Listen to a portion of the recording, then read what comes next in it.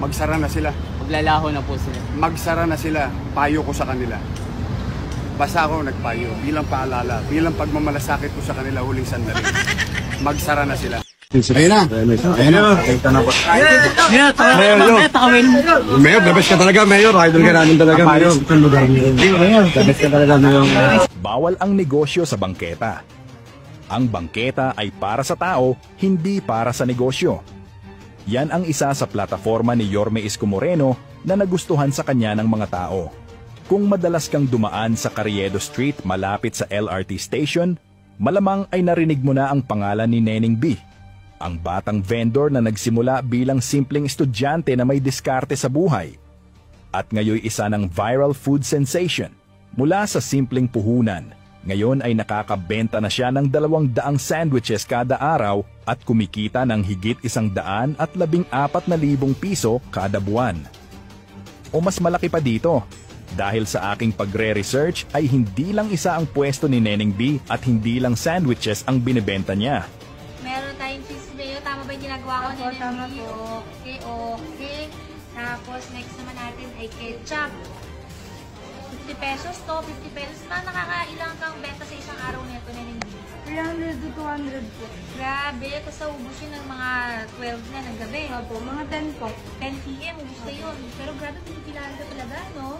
Ipapakita ko ang example computation sa business ni Neneng B. Bakit ko nasabi na 100,000 piso ang kinikita niya o mas higit pa dito?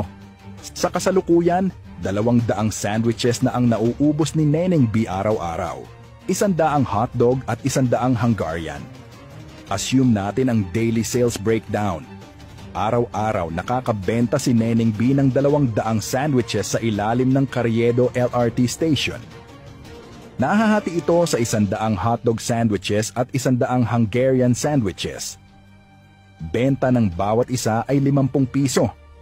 Para sa hotdog sandwich, ang gastos ay 10 piso para sa hotdog, 5 piso sa tinapay, 2 piso sa ketchup, 2 piso sa mayonnaise, at 4 na piso sa keso. Ang total cost kada piraso ay 23, kaya ang kita niya kada hotdog sandwich ay 27. Para naman sa Hungarian sandwich, mas mahal ang laman. 20 piso para sa Hungarian sausage, 5 piso sa tinapay, 2 piso sa ketchup, 2 piso sa mayo, at 4 na piso sa keso. Total cost ay 33 piso, kaya ang kita niya kada Hungarian sandwich ay 17 na piso. Kapag pinagsama, ang daily income ni Neneng B ay 2,700 piso mula sa 100 hotdog sandwiches at 1,700 piso mula sa 100 Hungarian sandwich, 100 Hungarian sandwiches. Ibig sabihin, ang